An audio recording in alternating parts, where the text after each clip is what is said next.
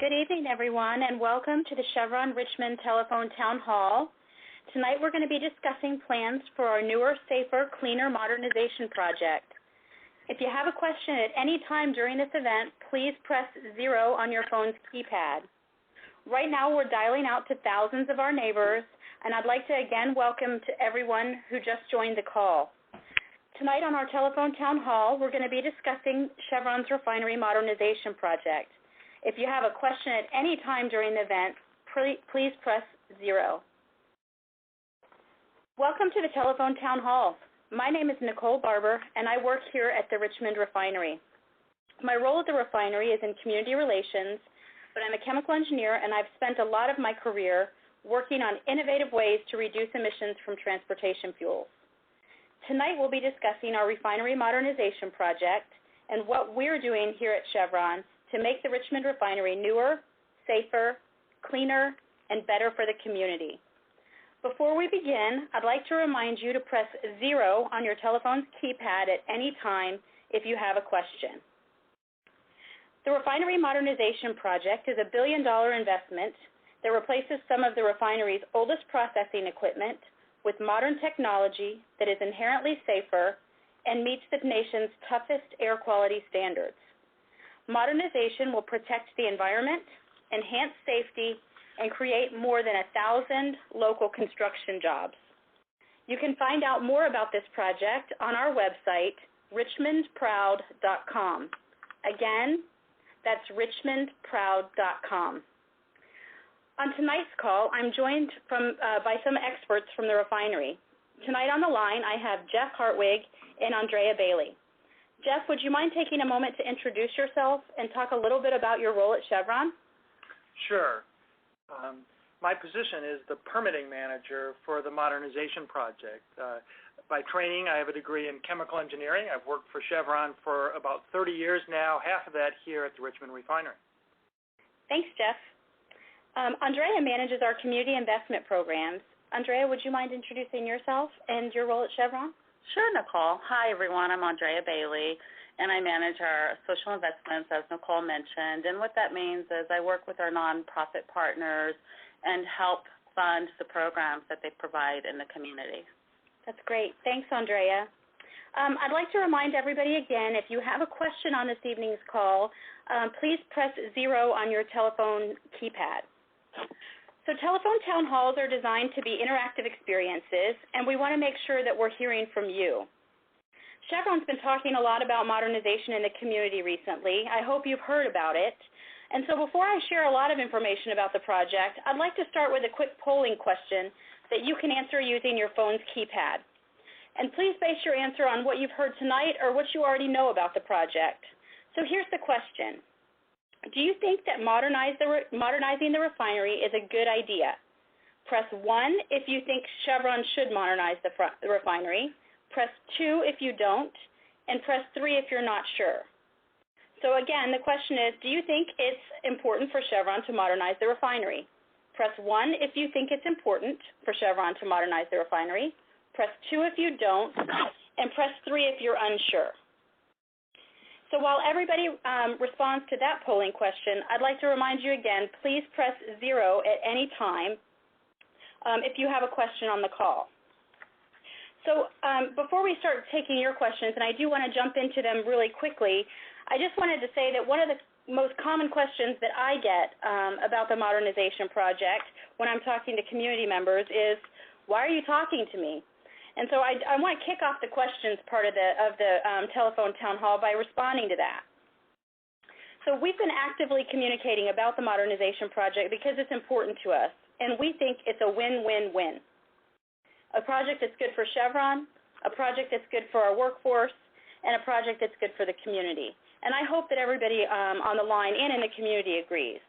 But now I want to get to your questions.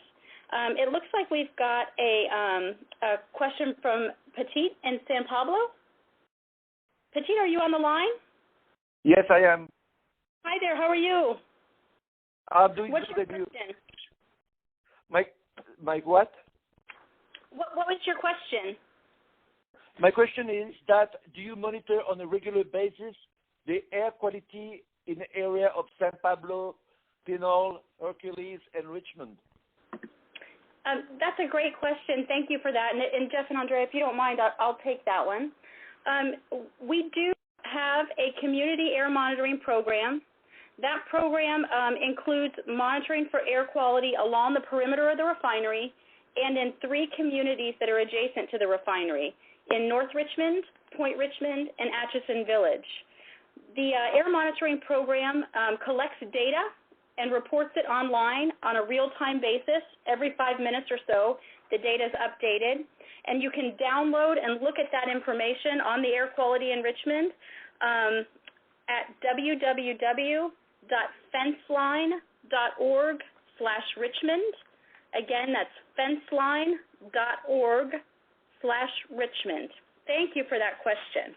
Nicole, what I might add to that question is, in addition to monitoring of air in the community along our fence line, et cetera, the refinery does extensive monitoring of emissions from our own operations. We have over 100 continuous emission monitors that are measuring any pollutants that come up our stack, things like sulfur dioxide, nitrous oxide, carbon monoxide, particulate matter, et cetera.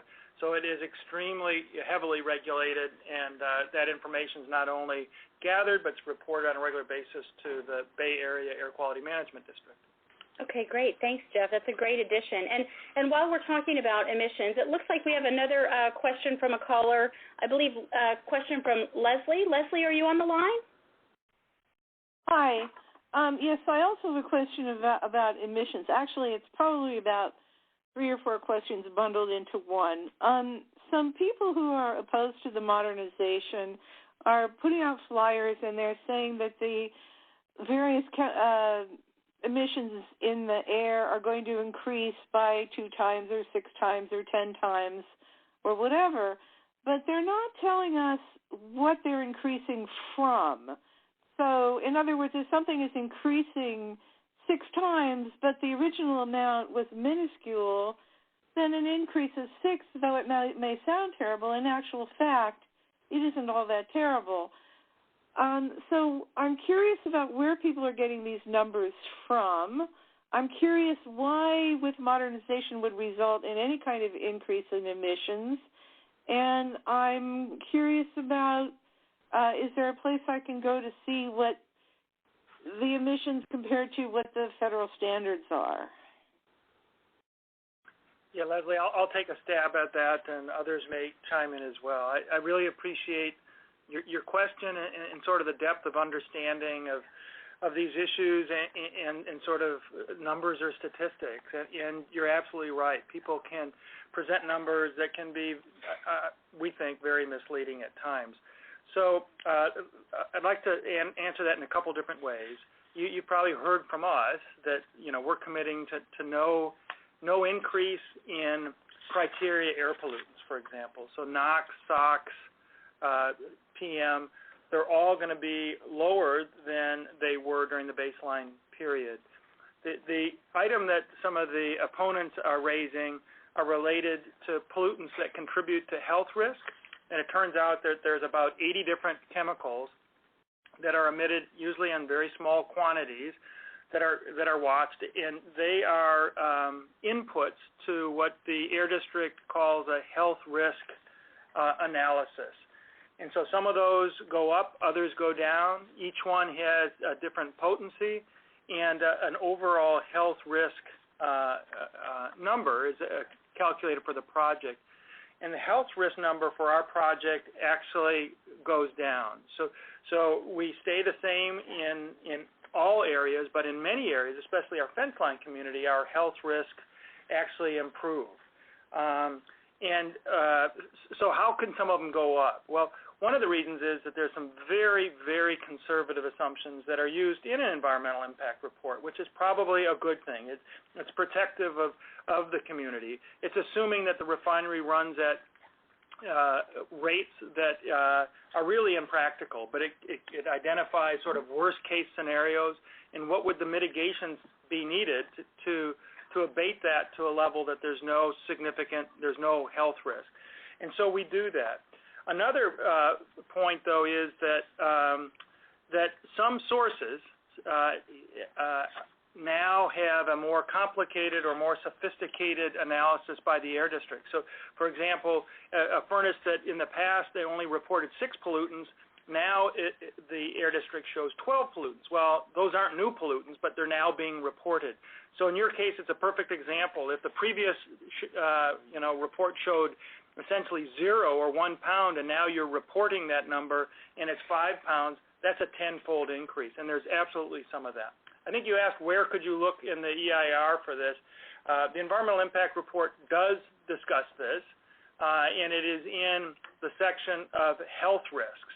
And I think what we can do is we can probably get back to provide that information. Where would we put that?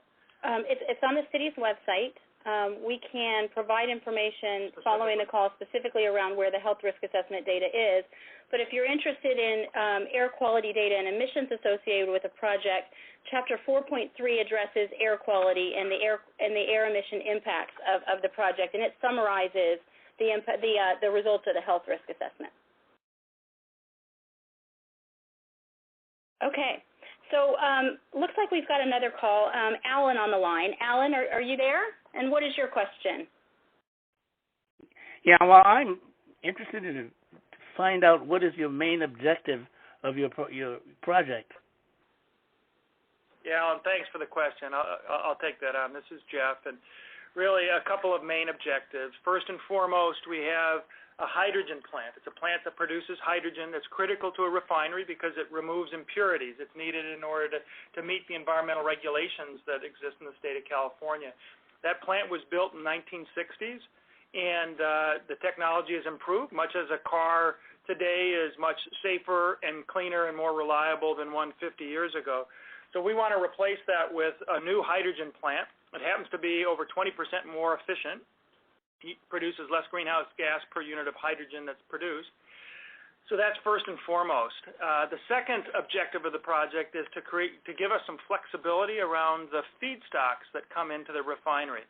We'd like to be able to process crude oils and gas oils with more sulfur than what we currently are capable of doing to allow us to compete in a very competitive environment. And the third objective is to make sure that there are no net increases of criteria pollutants, greenhouse gas, or health risk with the project. We think the community expects that and deserves that, and we're happy to incorporate that into an objective for the project. But thanks for your question. Thanks, Jeff. Before we go on to more questions, I did want to report back the results of our first polling. It looks like 73% of the folks on the phone are supportive of the project, and 24% of you are unsure. So I'd like to remind you to press 0 if you have a question.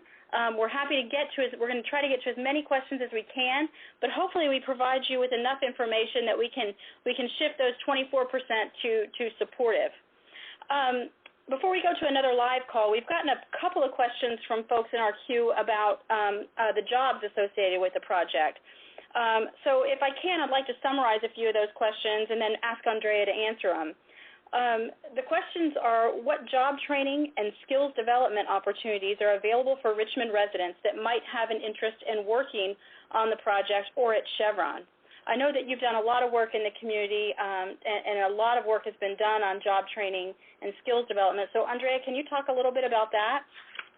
Sure, Nicole, and thank you. That's a great question. I know on previous calls you've discussed that there will be 1,000 new local construction jobs created as part of the modernization project, construction and operation, and these represent only the direct jobs created as a result of this project. Beacon Economics, a San Francisco-based independent research firm, which was hired by Chevron to conduct a study of the refinery's contributions to the local economy, did an analysis that showed an additional 1,383 jobs will be created locally, for a total of 2,412 jobs. That's pretty amazing.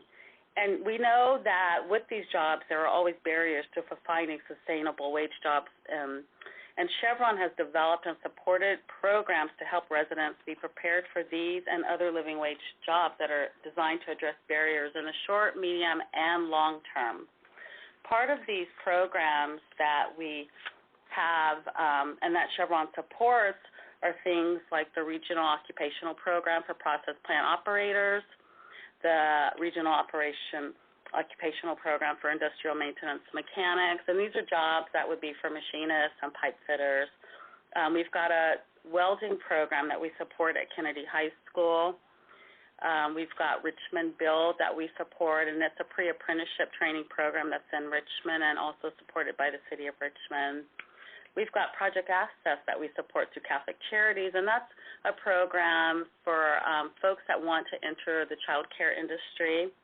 And then we've got the Stride Center, who also has an ICT computer training program and an e-waste distribution training program that we support. That's great. There's a lot going on the front of job training and skills development, so thanks, Andrea. Now I want to go back to some live questions again. A reminder, please press 0 if you have a question. We're going to try to get to as many as we can. It looks like our next question is from Joseph. Joseph, if you're on the line, what's your question?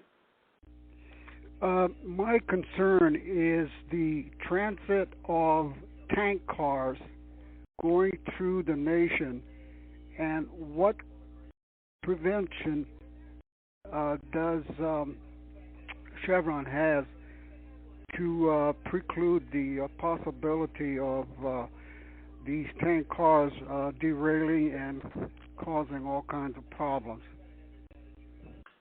Yeah, Joseph, this is Jeff Hartwig, and I think the issue of transporting crude by rail is one that we know a lot of people have some questions, some concerns. We see numerous articles. We see stories on television, etc. And I want to assure you that the Chevron Richmond refinery receives all of its crude across its wharf. So it comes in by ships, and so we receive no crude oil or gas oils by rail today, and this project does nothing to change that. And if for any reason we wanted to pursue a project like that, we'd have to come back before the city and secure permits for that. I think there's a lot that's still being sorted out about the proper rail cars and what are the right regulations and oversight for that, but you can rest assured that is not what's happening at the Richmond refinery. Thanks, Jeff. Before we go on to more questions, I do want to get some more of your feedback. We've been sharing a lot of information about the project, a little bit about emissions, a little bit about crude by rail, a little bit about jobs, and we want to know what type of questions you still have about the project. Press 1 if you think you'd like to hear more about how we're addressing emissions and air quality. Press 2 if you want to know about how we're enhancing safety at the refinery. And press 3 if you want to know more about how we're going to help create local jobs. Again, press 1 if you want us to share more information about emissions. Press 2 if you want to know more about safety. And press 3 if you want to hear more about jobs. Okay, while you're responding to that polling, I want to remind you again, please press 0 if you have any questions about the project that you'd like us to get to live on the call. We're going to get to as many of them as we can. Jeff, we've gotten a couple of questions about the public permitting process, and a few people have asked us about what's the difference between the draft environmental impact report for the project and what's the difference between that one and the final environmental impact report. Can you talk a little bit about the permitting process and the difference between these two reports? Sure. Thanks, Nicole. And I'm glad that there are listeners out there that have questions about that. It shows they're listening and they're following the project as it moves along. The final EIR, Environmental Impact Report, does not substantially change kind of the objectives of the project. However, it does include some additional environmental commitments and analysis of a few more alternatives. And there's really about 5 additional things that I'd like to highlight. One is that it clarifies that emission reductions at the refinery are the top priority. There were some questions about that, but we absolutely make clear that that is the top priority. We've also committed to 2 additional tank domes on some of our tanks to reduce organic emissions. So that'll be a total of 3 new tank domes. We're going to upgrade one of the tugboats that that assist at our marine long wharf to assist ships coming in and as they maneuver, as they tie off, and as they depart after they've done their business here. And these tugs, this tug that will be upgraded will be to the latest. It's actually above and beyond what's being required by the regulators for its engine emission performance. The fourth item is we analyzed 2 project alternatives that would result in greenhouse gas emissions kind of equivalent to the baseline, so no physical increase for refinery operations. And the fifth change is that there's a commitment to scale back or curtail our operations if necessary to make sure our emissions don't go above what has been committed. Great. Thanks, Jeff. The results of our second poll are in, and the participants on the call tonight are pretty evenly split. 43% of you want to know more about jobs and job opportunities. 33% of you want to know more about safety, and 24% of you want to know more about air quality. So since jobs was kind of the top response getter for the folks on the call tonight, we do have several questions about where to get information on how to overcome potential barriers to getting jobs at Chevron. Things like increasing proficiency in math, tattoo removal, or transportation limitations. So for those of you that submitted questions about barriers to getting jobs at Chevron, thank you for submitting those. And I want to turn the floor over to Andrea because I know that's an area that you've worked on as well. Yeah, thank you, Nicole. You mentioned 3 very specific barrier removal programs. The first being math. For those that need help with increasing their math skills or proficiency, Fort Richmond offers a really good math proficiency class during the week.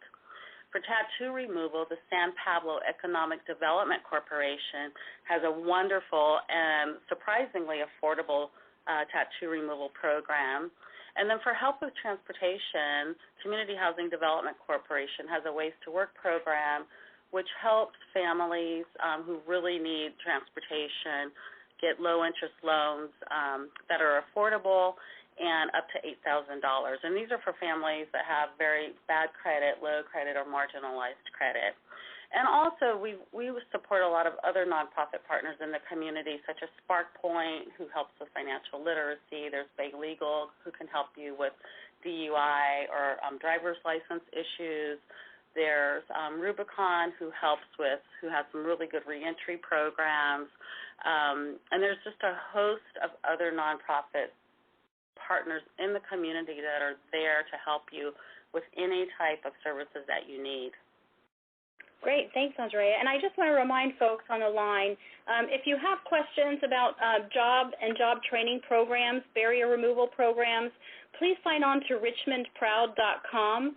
That's richmondproud.com. And under the tab for news, you'll see a handful of links to different types of programs that can help you with training, skills building, barrier removal, and even how to get in touch with some of the trade unions that are going to be doing some of the construction work here as part of the project. I want to go back to live calls now if I can. It looks like our next caller is Linda. Linda, are you on the line? Hello? Hi, Linda. What is your question? Yes, I was just wondering if the levels was going to get high, how fast can you notify the community about the leakage or any danger? Yeah, Linda, this is Jeff, and that's a great question. And you're fortunate to live in frankly, a county that has the Contra Costa County Health Services Department, and they're very progressive, kind of cutting-edge sort of requirements. And one of the things that we have here that many other refining counties or areas don't have is the community warning system. So that consists of sirens that can sound immediately. I mean, it takes literally seconds from the time of an incident is known to when those sirens can be triggered. Community warning system also includes notification that go over local radio station. KCBS is the primary one that handles that. And then there's a ring down system that calls people on their phones or their cell phones to make sure that they've gotten that message that the that the appropriate thing to do is to stay indoors and until you receive an all-clear notice. It really is one of the most progressive and mature systems there is in the world, and it's still being fine-tuned. I mean, it is something that has room for improvement, and they continue to work on that. Thank you for that. Let's go to another question. It looks like our next caller is Adrian. Adrian from El Sobrani, are you on the line? Hi, yes, I am. This is Adrian. Hi there. What's your question? So I think Jeff has pointed out and the team has pointed out some of the objectives and some aspects of improvement in terms of release, admissions, and things of that nature. But I want to know more specifically in regards to the project for the modernization as to how specifically are more safety rigors part of the program or the modernization project. Yeah, thanks, Adrian. There's a lot that I could comment on. I'll try to sort of condense it or summarize it. There's a couple things that associated with the project that were done, and a number of them are really kind of unprecedented or state-of-the-art. So we're proposing to be able to bring crude oil and gas oil in with higher sulfur content. And so there was a very comprehensive reliability analysis that was conducted. So we looked at every piece of pipe that could see this material and analyzed kind of its current condition, how it might change as a result of the project, and any pieces of pipe that we said, it would be best if these things were replaced earlier rather than later. We committed to that. We hired an independent metallurgist that really conducted that review. That we didn't hire them, actually. It's the city of Richmond that hired them. They needed access to the refinery, obviously, and some information that we provided. But any recommendation that metallurgist had come up with, we have adopted. The Contra Costa County Health Services came up with other recommendations, and we've adopted those as well. In total, there were over 40 recommendations that were made, and they were accepted. A couple of the specific safety elements of the project. One is that we have installed a second H2S scrubber. So this scrubber is kind of an emergency device. If ever needed, you can route sour gas to that scrubber until the plant is safely and appropriately shut down. We're adding an additional scrubber to give additional time. We're obviously installing new steel, and a brand new plant has more safety devices, more safety shutoffs than other plants did. We're also putting in what's called an H2S or sour gas absorber, which pulls out H2S from a recycle stream in the refinery, and it's critical for our process safety management. So there's many safety elements, but I go back to sort of the analogy of a car today compared to a car 50 years ago. It's just going to have a lot more safety devices, and that's absolutely true in the refining world as well. Thanks, Jeff. Adrian, it seems like you wanted some details about what we were doing on the safety front, and I would encourage you to look on the City of Richmond's website for the project. It's chevronmodernization.com. Chapter 4.13, that's Chapter 4.13, is the safety chapter, and it gives a lot of details about the things that Jeff just talked about. It's a pretty robust chapter. It's pretty long and pretty technical, but I think that you should be able to find a lot of the answers on the details behind the questions that you had. So thank you for that. I want to go to another live call. It looks like we've got a call from Terry. Terry, are you on the line?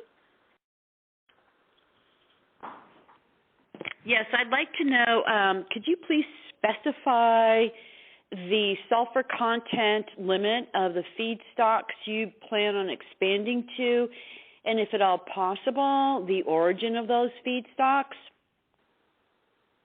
Sure, I'll share what I can. So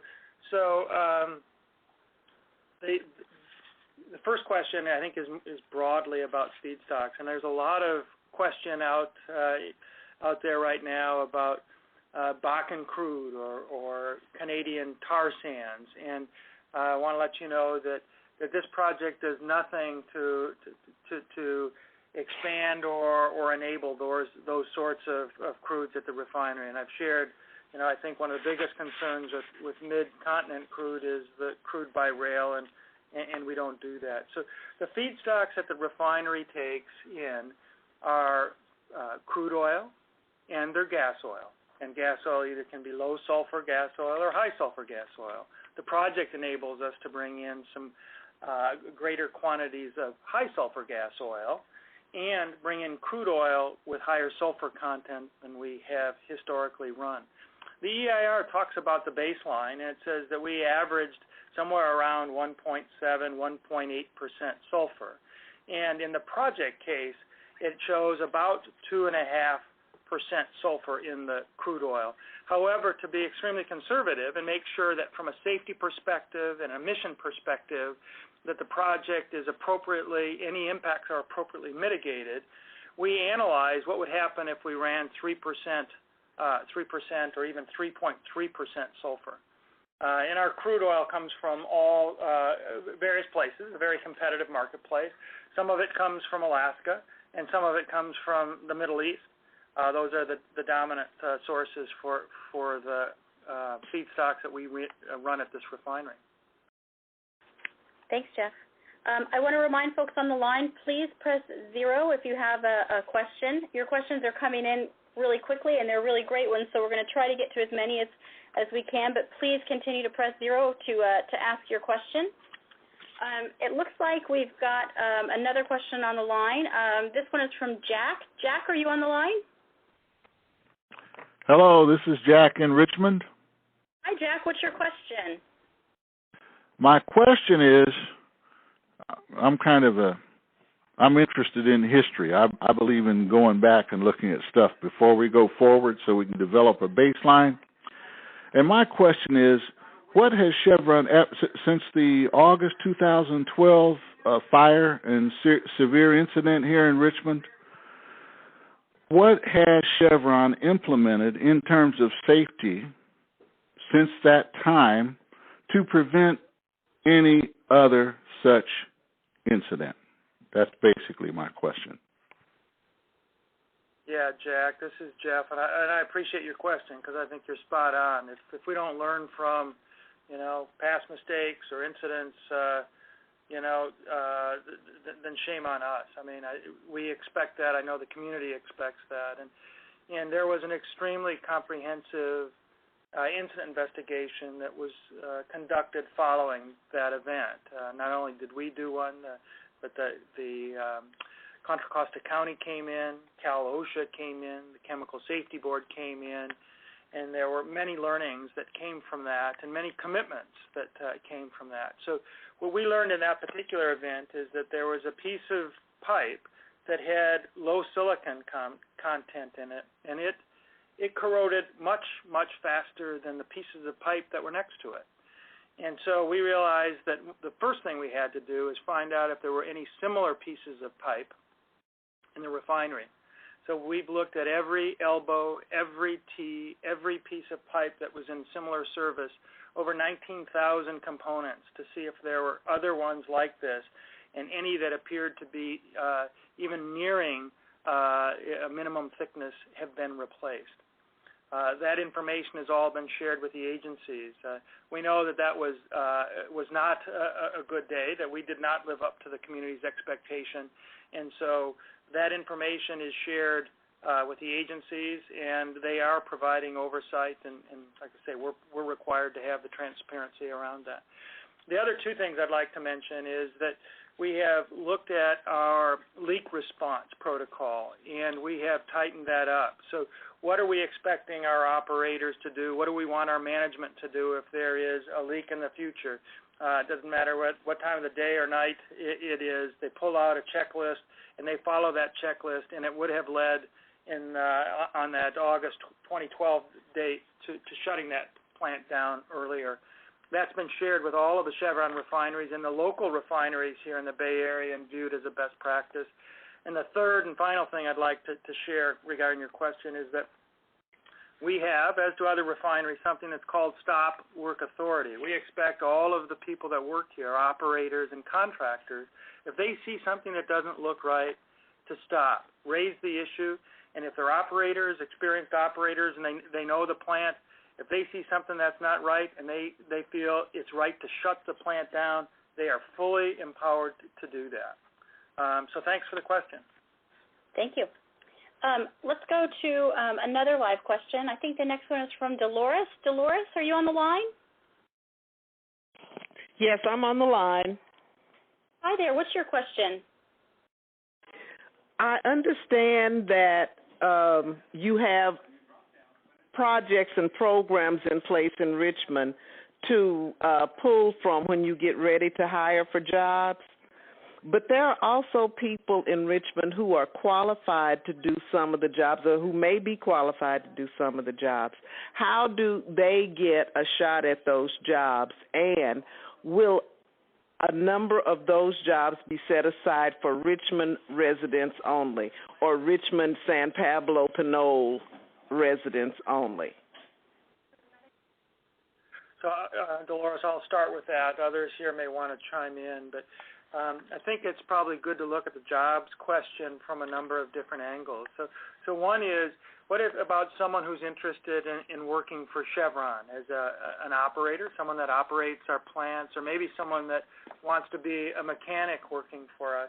We have programs, it's our ROP program, where people can sort of, they receive some orientation, a good feel for what that job would be like. We encourage interested Richmond residents to participate in that program. Andrea, do you know roughly how long that program is? So for the process plant operator program, it's a 5-month program that we offer, and the next cohort will start in August. I believe the class starts on August 7th. And then we also have an industrial maintenance mechanic program, both of which of these are entry-level positions or job training programs for not only the refinery but for the petrochemical industry. And the industrial maintenance mechanics program is a 12-month program now.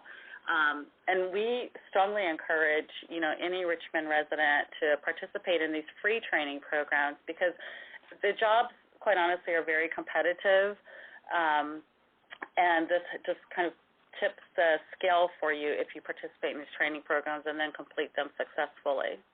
In fact, one of the things for those graduates, I think they get an interview, right, rather than they kind of go to the first pile to be considered. So for some of these jobs, we get many hundreds and hundreds of people that apply for maybe several dozen jobs. This kind of puts them in the front of the line. It certainly doesn't guarantee them the job, Absolutely. but it gives them some background. It allows them a better chance of being interviewed. They kind of bypass the average person that's just submitting an application. So they kind of have their foot in the door, and they have a chance to interview very competitively for the job. Yeah, absolutely. And just to really put it in perspective, we just recently have put out an announcement that we were hiring for a machinist trainee position, and we had over 3,000 applicants for that position, for various positions in that field. And I think out of the 3,000, about 1,900 roughly qualified to be tested. And so this just kind of sets the bar and tells you how competitive these jobs are. So, of course, the more experience or training programs that you can participate in, it really helps. Okay. Thank you. I would like to, before we go back to some more live questions, I want to do kind of our final poll of the evening. So our last poll of the evening is, based on what you've heard tonight, does the modernization project sound like something that you would support? Press 1 if it does, press 2 if you don't support the project, and press 3 if you're not sure. Again, press 1 if you support modernization, press 2 if you don't support modernization, and press 3 if you're unsure. Before I go back to more live questions, I did want to answer a couple that we've gotten from multiple listeners this evening. The first question that we've gotten from several folks on the phone is, in what ways does Chevron respond to odor complaints? I'm going to go ahead and take that and give Jeff and Andrea a little bit of a break. We do have an odor hotline here at the refinery. That odor hotline is 242-2127. Again, that's 242-2127.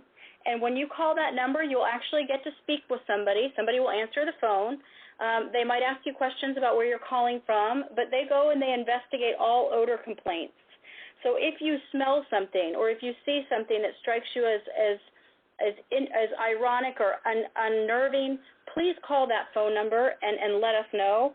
Again, the phone number is 242-2127. Another question we're getting a lot from folks on the line is what happens next with the project. And so I did want to talk for just a moment, if I can, about what the permitting process is and what the next steps are and how you can get involved. So the City of Richmond is the permitting agency for the modernization project. The city's Planning Commission will host a hearing on the project and ultimately make a vote on whether to grant Chevron the permit for this project on July 9th and 10th. That's July 9th and 10th. I encourage you all to go onto the city's website. It's chevronmodernization.com. Again, that's chevronmodernization.com. On that website, you can sign up for updates from the City of Richmond, and they will automatically notify you of the logistics for the meeting, including location and time. But the Planning Commission meeting, like I said, is scheduled for the 9th and the 10th. Okay, I just want to remind folks again, if you have questions, please press 0 on your phone's keypad. And I did want to share the results of our last poll with you. It looks like 73% of you are supportive, and about 4% are opposed, and 23% are unsure. So I hope that you all have found the telephone town hall helpful this evening, and I'm glad to see that support for the project is high. I do hope that folks will look at richmondproud.com or the city's website to get more information on the project, and hopefully that information will shift you all from the unsure to the support category. It looks like we do have another question that we can take on the line. That question is from Gary. Gary, are you on the line? My name is Gary. I live in Richmond in the El Sobrante area. Are you there? Yes, what's your question? My question really boils down to whether Chevron is going to agree in writing to limit its greenhouse gas emissions. So my understanding is there's an alternative 6.5.11 in the final EIR that sets out these limitations, and is Chevron prepared to agree to that alternative? Yeah, Gary, this is Jeff, and thanks for the question. And that I can assure you that that is something that Chevron is seriously considering. At the same time, you know, that alternative does reduce the flexibility that we're asking. This is a very tough business, and you know, it reduces the the flexibility that we have. So it would be a significant concession if we were to agree with that alternative. But that said, you know, we're hopeful. We're working hard with the City of Richmond to come up with a project that, in the end, and we're optimistic that we can get there. In the end, a project that is good for the community, that's good for the environment, and it's good for Chevron. So kind of stay tuned, but it's something that absolutely we're analyzing right now. Thank you, Jeff. So it looks like we're about out of time on the call this evening, but before you hang up, I want to thank Andrea and Jeff and all of you for participating in tonight's telephone town hall. Please don't forget to visit our website, richmondproud.com. Again, that's richmondproud.com. On that website, you can sign up for updates, you can learn about ways to get involved, and even get information about the project. Here at Chevron, we're all excited about investing in the refinery to make it newer, safer, cleaner, and better for the community. We're truly proud to be a source of energy and an economic engine for the community that we share with you. I hope you found the information we shared this evening interesting and informative, and I'm looking forward to the ongoing conversation that the Modernization Project is going to generate within our community. If you had a question that we didn't get to answer this evening, or if you have comments that you want us to hear, or if you want more information about job or job training programs, please follow the prompts at the end of this call and leave us a voicemail. We will respond and follow up with you. Again, thank you for joining the conversation this evening.